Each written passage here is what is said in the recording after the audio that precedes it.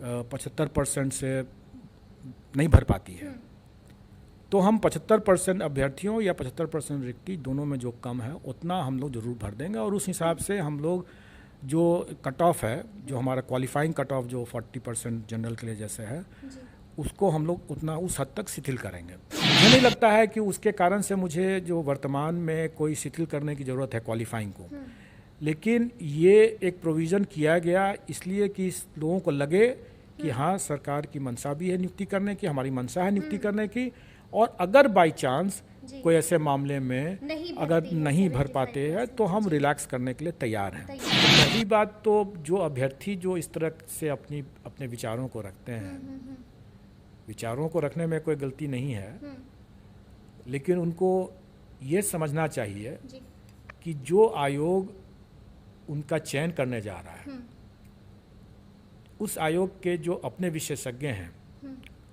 उनसे ज़्यादा ज्ञानी वो तो नहीं है। नमस्कार, हमारा नाम है समरीन और आपने देखना शुरू कर दिया है लाइव सिटीज। देखिए, आपको मालूम है कि बीपीएससी द्वारा शिक्षक भर्ती परीक्षा का आयोजन हुआ था। आपको मालूम है कि इस परीक्षा की शुरुआत 24 तारीख को हुई थी और इस परीक्षा का समापन 26 तारीख को हुआ था। देखिए, आपको ये भी मालूम होगा कि इस परीक्षा में शामिल होने के लिए दूसरे राज्य से भी लोग आए थे और इस परीक्षा में 8 लाख से ज्यादा अभ्यर्थी शामिल हुए थे। देखिए, अब 8 लाख से ज्यादा अभ्यर्थियों की दिल की धड़कनें जो हैं वो बढ़ चुकी हैं। अब उन्हें बेसब्री से अपने रिजल्ट का इंतजार है। तो नतीजे कब आएंगे, क्या कुछ और होगा, देखिए इन तमाम मौजुओं पर आज हम चर्चा करेंगे बीपीएससी चेयरमैन अतुल प्रसाद जी से। सबसे पहले तो बहुत बहुत शुक्रिया सर। धन्यवाद आपका भी जी। सर, सबसे पहले तो लगातार हम स्टोरीज कर रहे हैं, लोग आपको सल्यूट कर रहे हैं, मतलब लगातार कह रहे हैं कि जिस तरह से 8 लाख अभ्यर्थी आए हुए थे, दूसरे राज्य से लोग आए हुए थे, और लगातार ये कहा जा रहा था, क्योंकि अमूमन हम देख रहे थे कि कभी हंगामा हो जाता है एग्जाम सेंटर पर, कभी पेपर लीक की घटना हो जाती है, लेकिन इस बार ऐसा कुछ नहीं हुआ और सब कुछ बड़ी ही आराम से, बड़ी ही स्मूथली हो गया। तो सबसे पहले तो हम आपसे ये जानना चाहेंगे, क्या कुछ नया प्रयोग किया था बीपीएससी ने? कई नए प्रयोग किए गए थे और आप लोगों ने देखा भी होगा कि इसमें सबसे बड़ा हम लोगों ने किया था कि बायोमेट्रिक्स पर हम लोगों ने काफ़ी तरजीह दिया था उसको, और उसके कई सार्थक परिणाम भी हम लोगों के आए हैं। कई मुन्ना भाई जैसे लोग कह रहे हैं कि कई मुन्ना भाई पकड़े गए हैं, और मैंने पहले भी कई अवसरों पर यह बात कहा है कि हमें अगर सिस्टम में सुधार रखना है, कदाचार मुक्त रखना है इसको, तो जो कदाचारी जो क्या सोचते हैं और कैसे करते हैं उनसे हमको 2 कदम आगे रहना है जी। तो आज जो हम लोगों ने जो किया यह परफेक्शन नहीं है, मतलब इसको कभी नहीं कहा जा सकता है कि यह परफेक्ट है जी। क्योंकि आज जो चीज़ हम लोगों ने किया, अगर हम उसमें अगर परिवर्तन या सुधार नहीं करेंगे या नहीं सोचेंगे उस दिशा में, तो आने वाले समय में इस पर भी लोग सेंधमारी करने का प्रयास जरूर करेंगे, हो सकता है कि सेंध भी मार लें जी जी जी। तो इसलिए हम लोग व्यवस्था में हमेशा से सुधार करते रहेंगे और आने वाले समय में आप देखेंगे कि कुछ और भी सुधार होंगे। अच्छा, हमने देखा कि कंट्रोल रूम भी बनाया गया था, लगातार सर्विलेंस किया जा रहा था, फायदा हुआ उससे?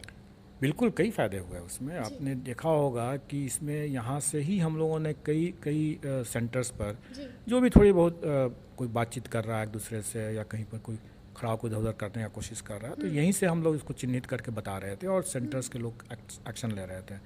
उसके साथ साथ हम लोगों ने ये भी था, सभी लोग कैमरे की नज़र में है, ये अपने आप में बहुत बड़ी बात थी, और सब लोग अपने सही तरीके से सब लोगों ने काम किया। और मैं इसमें एक मीडिया को भी और इसमें अभ्यर्थियों को भी, क्योंकि सबको जब ये पता चल गया कि इतनी मतलब कैमरा के दायरे में सब कोई सब हैं, तो किसी ने भी ज़्यादा प्रयास नहीं किया। कुछ ऐसे लोग थे जो इसके बावजूद दुस्साहस किए तो पकड़े भी गए जी, हमने देखा। मतलब अब आप लोग मुन्ना भाई जो लोग हैं, जो वो सोचते हैं, उनसे एक कदम आगे ही सोच रहे हैं। हमें सोचना पड़ता है और ये हमारा काम भी है, अगर नहीं सोचेंगे तो हम भी बेवकूफ़ बन जाएंगे।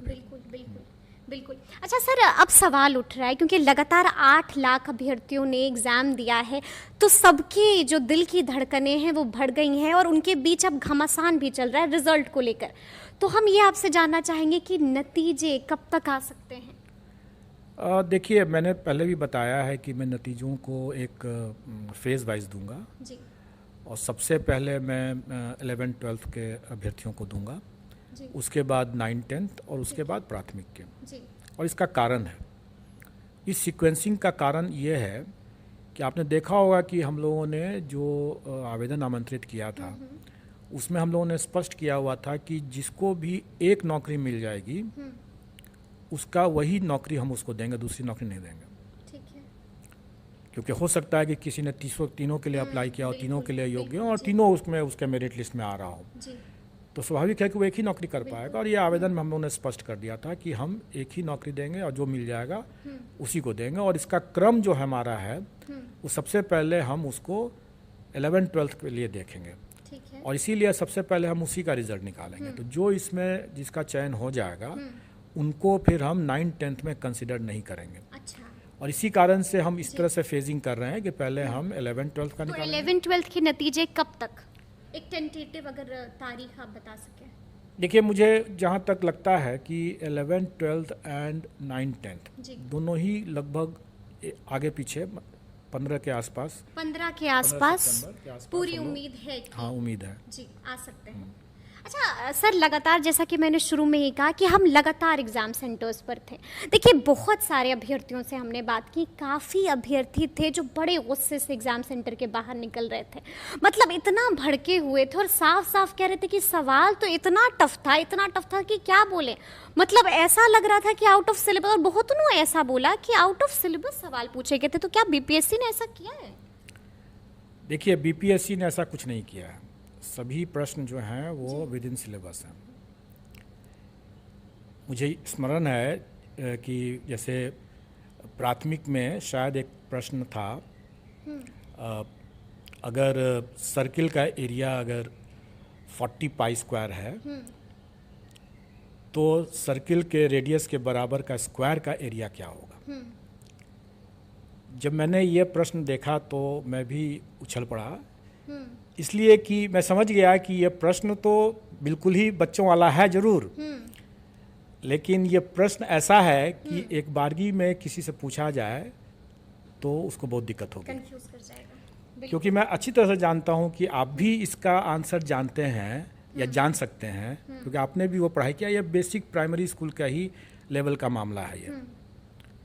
लेकिन एक बारगी में मैंने कई अच्छे लोगों से भी पूछा, ये सवाल का जवाब नहीं दे पाए। जी कई तरह तरह के लोग भटकते रहे। तो सवाल का जो ये स्तर था या सिलेबस की जो बात कर रहे हैं वो बिल्कुल ही एनसीईआरटी के प्राथमिक के हिसाब से, मतलब प्राथमिक का मतलब 10th तक का, क्योंकि प्राथमिक के जो अभ्यर्थी थे उनका न्यूनतम योग्यता इंटरमीडिएट था। तो इसलिए हम लोगों ने ये किया था कि हम लोग 10th तक का इसमें रखे थे।